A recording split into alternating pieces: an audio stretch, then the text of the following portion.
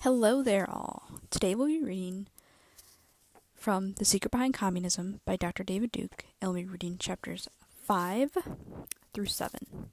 Chapter 5 The First World War Weakens the Czar. One of the chief factors contributing to the destruction of the imperial government was the onset of World War I.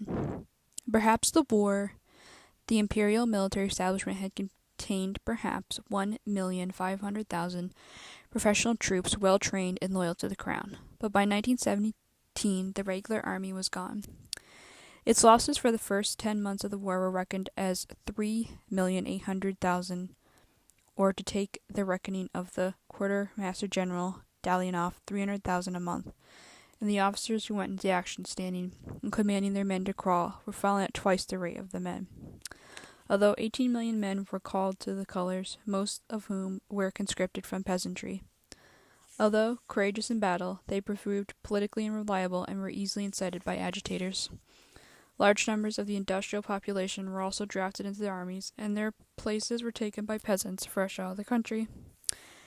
As a result, Russia's principal cities came to be populated by a working class, was peasant in origin, in a habit of thinking which lacked the conservatism and stability which seems to go with the tenure of land. This new proletariat was in reality an uprooted and landless peasantry, poorly adjusted to city life, and easily stirred up by propagandists. Now it should be remembered that the Russian Revolution was carried out by a handful of revolutionaries operating mainly in larger cities, while something like 85% of Russia's Gentile population was rural. These country people took virtually no part in the revolt. Conversely, only 2.4% of the Jewish population was actually situated on farms. The great majority of the Jews were congregated in cities, says the Universal Jewish Encyclopedia. It must be noted that Jews lived almost exclusively in cities and towns. In Russia's urban population, the Jews constituted 11%. Two additional factors to be taken into consideration. The population took practically no part in political activity. As a matter of fact, the Jews represented a substantial portion of Russia's educated class. Not only that, but the overwhelming majority of Russia's professional class were Jews. So complete was the Jewish domination of the professions that 1 of 8 of Russia's professional people were Gentile. In other words, Jews, who consisted 4.2% of Russia's pre-war population, comprised something like 87% of those who had critical positions in control of Russia's infrastructure. The above expert is taken from the Universal Jewish Encyclopedia. The evacuations. Also significant was the fact that the theater of war was situated in those areas heavily populated by Jews. By 1914, it should be remembered, Russia's Jewish population was nearing the 7 million mark. The exact figure given in the University Jewish Encyclopedia is 6,946,000. A substantial number of these reside in the Russian Poland, which was in the war zone, and the majority of those Jews that have hatred for the Tsar's regime were inclined to favor a German victory. As a result, the Imperial High Command was compelled to remove all Jews from the war area in the early part of the 1915. In May of 1915, for example, the Supreme Command expelled all Jewish residents from the provinces of Courland and Granado. Altogether, nearly 500,000 Jews were forced to leave their homes in the military zone. These expellees were at first required to remain within the Pale of Settlement, but in August of 1915 they were permitted to settle in cities in the empire. Thus, as the war progressed, a flood of Tsar-hating Jews began infiltrating cities beyond the Pale. Chapter 6 The March 1917 Revolution. The revolution occurred in March of 1917 in St. Petersburg, the capital city of the Romanovs. From a beginning to end, the revolt involved an amazingly small number of people when we consider the fate of 100 million Russians was at stake. The revolt came, as we have tried to indicate, because of Jewish unrest, because of Jewry's dissatisfaction, and above all, of Jewry's determination to destroy Tsarism. By the spring of 1917, Russia's unstable urban population had been thoroughly poisoned by dissatisfaction. A food shortages in St. Petersburg fanned this dissatisfaction into the flame of revolution. St. Petersburg was in the third year of World War I, was Russia's chief armaments production center, and by the reason of this, possessed the largest industrial population of any city in Russia. It also had a large Jewish population of any city outside the Pale of Settlement. By March 1917, a breakdown in Russian transportation system resulted in a severe food shortage in the city. At the same time, many of the city's factories began shutting down due to material shortages. Both of these factors were extremely important in the days immediately ahead. The desperate food shortage affected virtually every family in the city. Furthermore, the enforced idleness of the working population due to factory shutdowns threw vast numbers of workmen onto the streets. Day-by-day account. Given here is the day-by-day of events which resulted in the overthrow of the Tsar and the establishment of the provisional government. March 5th.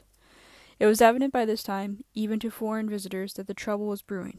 Breadlines were growing day by day, and factory workmen began to appear on the streets in large numbers. During the day, police began mounting machine guns in strategic places throughout the city.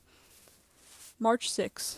The government brought a large number of Cossack troops into the city in anticipation of trouble. Revolution was now freely predicted, and many of the shops, in the expectation of this, began boarding up windows. The few remaining factories were closed by strikes, and the police mounted more machine guns. The Tsar, who was visiting troops in the front, still had not returned to the city. The Duma remained in session. March 8th. Crowds of women began a series of street demonstrations to protest over bread shortages. Agitators, many of whom were veterans of the 1905 revolution, began to take charge and organize diversionary demonstrations. Here and there, crowds sang Marseillaise, regarding Russia as a revolutionary song. A number of red flags appeared. At the corner of Nevsky Prospekt and the Catherine Canal, mounted police, aided by Cossack cavalry, dispersed the crowds. There were no casualties. Significantly, however, the crowds had raised the red flag of revolution without being fired on.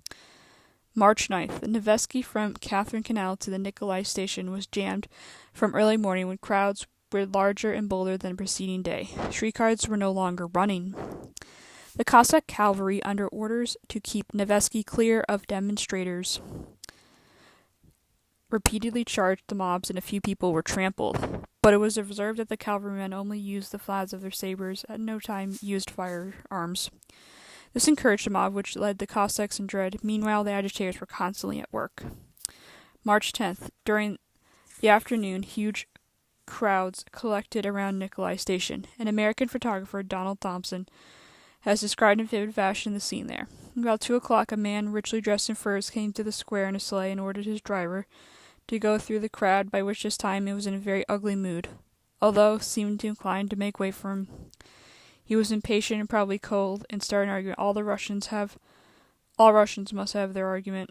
Well, he misjudged the crowd, and also misjudged the condition in Petrograd. I was within 150 feet of the scene. He was dragged out of his sleigh and beaten. He took refuge in a stalled streetcar, where he was followed by the working men. One of them took a small iron bar and beat his head to a pulp. This seemed to give the mob a taste for blood. Immediately I was pushed along in front of the crowd, which surged down Nevsky and began smashing windows and creating general disorder. Many of these men carried red flags on sticks. The shops along Nevsky, or most of them, are protected by heavy iron shutters. Those were not had their windows smashed. I noticed by this time the ambulance were coming and people were going in side streets. They were usually 3 or 4 people lying in each of them.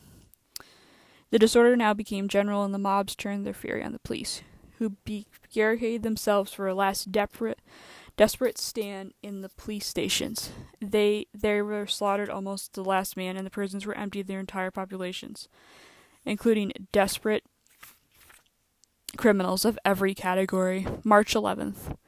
Widespread rioting continued on the 11th. Added to the terror of revolution were the degradations of the recently liberated criminal population. During the day, the Duma sent the following urgent message to the Tsar, now entertained for St. Petersburg. The situation is serious. There is anarchy in the capital, and the government is paralyzed. The situation as regards transportation and supplies and fuels has reached a state of complete disorganization. Police dissatisfaction is growing. Disorderly shooting is taking place in the streets. Different sections of the troops are shooting at each other. It is necessary immediately to entrust a person who has the confidence of a country with the creation of a new government. The Tsar's reaction was typically out of keeping with the reality of the situation. It is doubtful that he even had an inkling of what was really transpiring. It His reaction was to command the dissolution of the Duma. The overwhelming majority of Duma's membership loyal to the Tsar obeyed his command, with the result of the last vestige of the governmental authority ceased to exist in the capital. March 12th.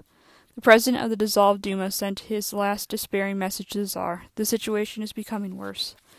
Immediate means must be taken for tomorrow. It will be too late. The last hour is struck, and the fate of the following of the dynasty is being decided. Tsar Nicholas II may have never received the message. In any event, he did not reply. And indeed, the hour was late. On 1:00 a.m. on the morning of the 12th, one of the regiments, the Volensky, resorted, killing its officers. By 11 a.m., 6 regiments had revolted, and by 11:30, the garrison of the Peter and Paul fortress surrounded and joined the revolution. The only section of the city which now remained under governmental control was the War Office, and the Admiralty building in the St. Isaac's Cathedral. The revolution was now an accomplished fact. Tsar Nicholas II abdicates. 4 days later, on the 16th, Tsar Nicholas II, whose train never reached St. Petersburg, abdicated. The closing words of his written abdication announcement were, "May God have mercy on Russia." The 12th of March marked the formation of the two governing bodies which were to jointly rule Russia for the next 8 months. The first of these were the Provisional Committee of the Duma, consisting of 112 members led by Prince Lvov. The group served as provincial government until overthrown in October by the Bolsheviks. At all times, however, it was governed by the sufferance of the St. Petersburg Soviet, which was the second body organized on the 12th. This St. Petersburg Soviet was in reality dominated by the Menshevik and Bolshevik factions of the Russian Social Democratic Labor Party, of whom the Mensheviks were far the most powerful. A second party, the Social Revolutionary Party, was a minority party. Eventually, as we shall see, the Bolshevik faction gained control over the St. Petersburg Soviet, having done so at once participated the October Revolution and established the regime which held power in Russia until the 1990s. To better understand these events, it is necessary we trace the history of these Mensheviks and Bolsheviks and their Russian Social Democratic Labor Party. Chapter 7. The Origins of the Bolsheviks. We must, for the moment, turn our attention to a group of revolutionary exiles who are important to the story because they and their disciplines eventually became the rulers of communist Russia. Head of this group, and the man who is generally recognized as Lenin's teacher, was George Plekhanov, a Gentile. Plekhanov had fled Russia in the 1880s and settled in Switzerland. There, in the aid of Vera Zhavlich, Leo Deutsch, real name Lev, and Pavel Axelrod, real name Pichus Borsch, all Jews, had formed the Marxist group for the emancipation of labor, and until 1901 was recognized as a leader of the group. Although Plekhanov himself was a Gentile, those around him, with few exceptions, were Jewish. One of the technical exceptions was Lenin, who first became a disciple of Plekhanov and later a competitor. Lenin was at least partially of Jewish ancestry, and he knew Yiddish and was married to a Jew. That's not true, but whatever. And identified himself with the Jewish community. He spoke frequently of the superiority of Jews over Gentiles. Lenin, real name Vladimir Ilyich Ulyanov, was born on the banks of the Volga in the provincial city of Simbirsk in 1870. He was born to a station of comparative privilege, being the son of a government official whose title was the actual state councillor, carried it with the privilege of hereditary nobility. Lenin's father did not inherit the title, but acquired it as a reward as a service of a school supervisor. According to KGB files, declassified in 2011, Lenin was part Jewish, with his maternal grandfather being Jewish. This was too far back for Lenin to be classified as Jewish by the Orthodox Jewish community or society at large, but it may well have played a role in his fierce opposition to certain types of anti-Semitism. The first time his voice was recorded was a special message in which outlawed anti-Semitism after the success of the Bolshevist seizure of power. By every rule, Lenin should have been a respected member of Russian society. He was of middle-class background, was university educated, and admitted to the practice of law. That he did not do so he could be ascribed in the part of the fate of his older brother Alexander, who in 1887 was executed for participating in an attempt on the life of Tsar Alexander II. This is said to have influenced Lenin to take up the career of a professional revolutionary. In any event of the year of 1895 finds young Lenin, then 25, meeting in Switzerland with the leaders of the group for the emancipation of labor. Shortly thereafter, he returned to Russia in the company of Julius Margot, a Jew who had already been a prominent agitator in the Pale of Settlement, and who was one day become the leader of the Menshevik faction. Their purpose was to raise funds for revolutionary activity. In St. Petersburg, they became involved in a series of strikes which swept the city in 1895. In the autumn of the same year, Lenin, Martov, and others were convicted and sent to prison for revolutionary activity. In February of 1897, Lenin completed his prison term and began his period of exile in Siberia. He was permitted to travel to Siberia at his own expense, and he took with him his Jewish wife and her Yiddish-speaking mother. It could be explained that, the contrary to popular belief, political exiles, unless convicted of criminal act, were not imprisoned in Siberia. Rather, they were paroled there. In exile, the government provided a pension sufficiently usually to maintain an existence. Supplement this, the exile sometimes took local employment. Trotsky worked as a bookkeeper, or they got funds from a friend and family. Lenin received government allowance of 7 rubles, enough to pay for a room and board and laundry. While in Siberian exile, Lenin, Martov, and other accomplishments formulated an idea of all-Russian newspaper, which is soon to combine the thought and energies of entire revolutionary movement. The Marxists in 1900, as at all times in the future, were divided and subdivided into many great factions. Lenin's idea was to held these various factions into a single organization, Irska. Communism as an organized movement began with the publish of Iskra, the Spark, in December of 1900. 3 years later, in 1903, the Iskarists joined with the Polish Social Democrats, the Jewish Bund, and others to form the Russian Social Democratic Labor Party, which later changed its name to the Communist Party. Irska, like every other communist publication, which followed, mainly edited and controlled by Jews. In February 1900, Lenin was released from exile and applied for and got permission to go to Switzerland. In Geneva, he joined the group for emancipation of labor. And in December, the group began the publication of Irska.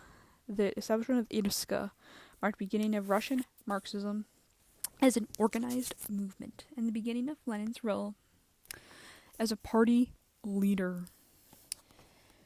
The educational board consisted of the oldsters Plekhanov, Zhaliev, Alex Rod, and other disciples, Lenin, Pashov, and Martov. Lenin's Jewish wife, Krupskaya, was the board secretary. Later in 1902, young Trotsky Bronstein joined the editorial board, but without voting privileges. For the above, Martov, Alex Rod, Zoshin, and Trotsky were Jews, while Plekhanov and Pashov were Gentiles. It is interesting to note that the editorial contributions of the first 45 issues of Irska, the large number of articles was written by Martov, who contributed 39. Next was Lenin, who wrote 32, followed by Plekhanov, who with 24, Peterskov with 8, and Jevsov with 6, and etc. 4. In addition, articles were written by Parvis, Trotsky, Rosa Luxemburg, all whom were Jewish. It is worth recording that the only other revolutionary party in existence was Workers' Cause, an organ of the economist fashion, which was the Jew Theodor Dan as its editor. Iskra was actually printed in Munich, Germany. For a time, the editorial board met in London. In 1903, it moved back to Geneva. From there, copies of Irska were smuggled into Russia by ship and courier. In this way, Irska built up an underground organization of professional revolutionaries, first known as Irskists and later as Bolsheviks and Mensheviks. In Switzerland, Alexarod acted out in existence by peddling yogurt, and Plekhanov said to have addressed letters for the income. But the founders and leaders of communism were not proletariats. Almost without exception, they were highly educated Jewish intellectuals, few of whom ever performed a useful day's labor. In 1903, the Unification Congress conversed in Brussels, Belgium. This purpose was to unite the various Marxist groups into the Russian Social Democratic Labor Party, which technically had been formed in 1898, but which failed to bring any unity. Together, 60 voting delegates, 4 who had been workers, the rest were mostly Jewish intellectuals. Represented were the groups that had formed the party in 1898. The Marxist newspaper, Rashe Delo, was also represented by 3 delegates. These groups, their leaders, and their disciples made the revolution of 1917. Here, communism was known as born. In early August, the Belgian police deported a number of delegates, and the Unification Congress moved en masse to England, where it convened from August 11th to the 23rd. One very important outcome of the Congress was the ideological split which divided the Iskadists into 2 camps. The Bolsheviks, majority faction headed by Lenin, and the Mensheviks, minority faction headed by Martov. The final act of the Congress was to elect Lenin, Plekhanov, and Martov to the editorial board of Irska. The new board of 3 actually faction due to the hostility between Martov and Lenin. After issue number 53, Lenin resigned, leaving it in the hands of Martov and Plekhanov. Alexov, Zolfov, and Preshov. Later, 3 had admitted to the board following Lenin's resignation. Because Lenin had been temporarily able to marshal a majority of the remaining delegates to support his faction, identified as Bolshevik, majority faction, and always known, therefore, as Lenin, and his followers were known as Bolsheviks. It is important to note that this Bolshevik-Menshevik split was among the Idriskists only. The other major factions of the party, Rosa Luxemburg's Polish Social Democrats and the Jewish Bund, were neither Bolshevik or Menshevik, although both factions teamed up with the Mensheviks on party policy. In 1917, both the Polish Party and the Bund merged into the Bolshevik faction. The Revolution of 1905. The 1905 revolution came unexpectedly, and Jewish agitators seizing upon the discontent, endangered by Russia's defeat by the Japanese and capitalizing on Bloody Sunday and dissident, which we have already described, fanned the flames of insurrection, which became the dress rehearsal of the 1917 revolution. The result, coming so quickly to the heels of the Bloody Sunday incident, caught the party leadership by surprise. Lenin was in Geneva, and he did not return to St. Petersburg until October, shortly before the St. Petersburg Soviet was organized. Martov, the Menshevik leader, returned at the same time. Rosa Luxemburg arrived in December, by which time the insurrection had ended. Alexei got as far as Finov, and Plekhanov never returned at all. The 1905 revolution was partially led by second-string leaders, virtually whom were all identified with the Mensheviks. Trotsky alone the top of the leadership, had sensed the significance of Bloody Sunday, and at first the word destructive revolution he and a Jewish compatriot Progress had struck out for St. Petersburg. Using the students in Yanovsky, he barely became a leading member of the Soviet. By the end of October, was generally recognized as the most influential member of the executive committee. In addition, he edited the Parvis with the Menshevik order in a nutshell. In 1907, May 13th to June 1st, the 5th Congress of the Russian Social Democratic Labour Party was held, this time in London. This was by all accounts the first most impressive of all, and it was the one held in the 1917 revolution. Represented the Congress was the Bolsheviks, the Mensheviks, the Polish Social Democrats, the Jewish Bund, and the Lettish Social Democrats.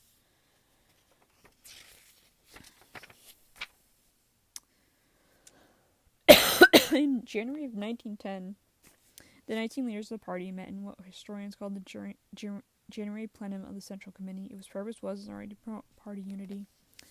One outcome was that Lenin was compelled to burn the remainder of the 500 ruble notes from the Til's expropriation, which he had been able to cash anyway.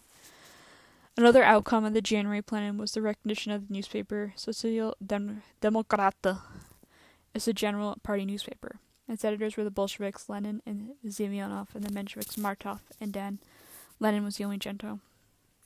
Trotsky's semi-independent Vienna Pravda was also declared to be an official party organ, and Kavanaugh was appointed to help edit it. Who could have foretold in the year 1910 that within 7 short years this Yiddish crew would be the lords and masters of all of Russia? Germans allow Lenin to enter Russia. The 1917 revolution, that like of that in 1905, caught the top leaders of the party unprepared. Lenin and Martov were in Switzerland, and Trotsky was eking out an existence on New York's east side. Shortly after the March Revolution, the German government arranged to ship Martov, Lenin, and Revdek and 32 members of the party across Germany to Russia. The German strategy seemed to be based on assumption, which later proved correct, that the communists would work to sabotage the Russian war effort now being prosecuted by the provisional government. Perhaps Lenin group had some such agreement with the Germans, no one knew. But one thing is certain, 48 hours after the Bolsheviks came to power, Trotsky began negotiations for an armistice. But that story comes later. On April 3rd, just 23 days after the provisional government had informed, Lenin and his party arrived in St. Petersburg, and within 7 months he and his faction would be the supreme dictators of all of Russia. Okay, thank you.